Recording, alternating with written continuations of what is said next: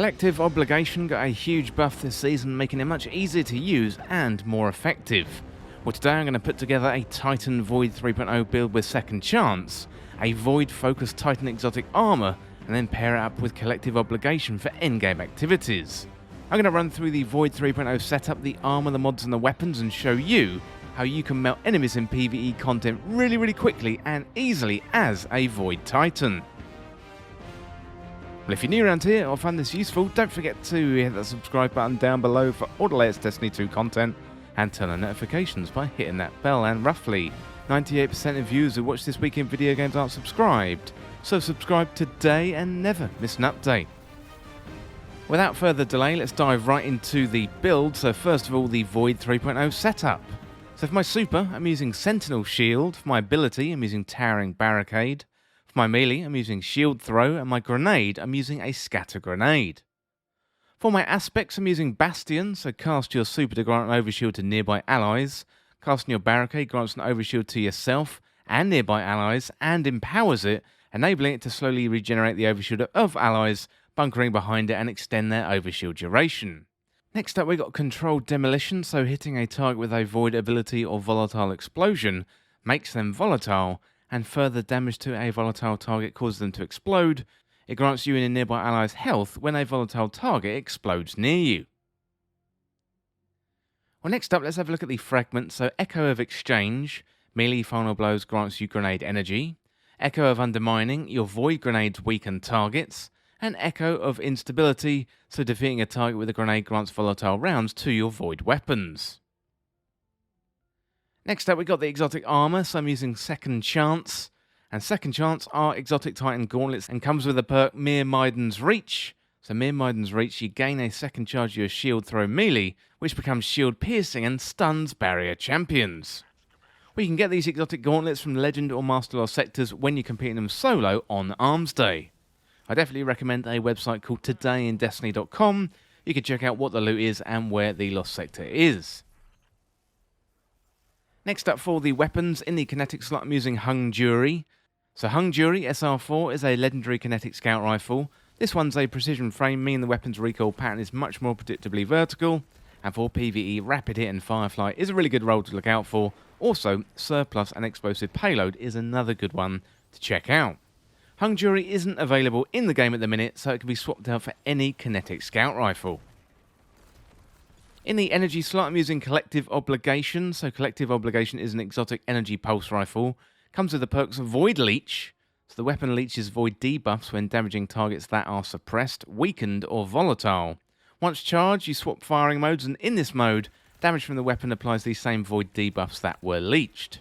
Also got Umbral Sustenance, so the weapon's magazine is automatically reloaded when you gain Devour, a void overshield, or become invisible. And you can get this one from the Vow the Disciple raid as a random drop from the final boss. In the power slot, I'm using the Taipan 4 FR. This one is a legendary power linear fusion rifle with a precision frame, meaning the weapon fires a long-range precision energy bolt. And the weapon's recoil pattern is much more predictably vertical. This one also comes with the origin trait Vice Stinger, so damaging an enemy with the weapon has a small chance to reload the magazine and increase the movement speed whilst you're aiming down the sights. Finally then, let's have a look at the mods. So I'm using Melee Wellmaker. Powered melee combatant final blow spawns elemental wells match your surplus energy type. I'm using Bountiful Wells, so elemental well mods that cause you to spawn elemental wells now stack, spawning additional wells for each additional copy of the mod you have equipped. Also, Font of Might, so picking up an elemental well that matches your subclass energy type grants a temporary bonus to weapon damage of that same elemental type. Finally, really jacking up that resilience, so you want to try and get as close to 100 as possible for that 40% damage reduction.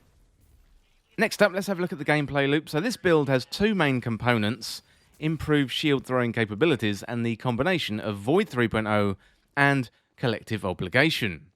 First of all, let's have a look at the shield throwing. So this is made possible by the perk on Second Chance called Mere Maiden's Reach.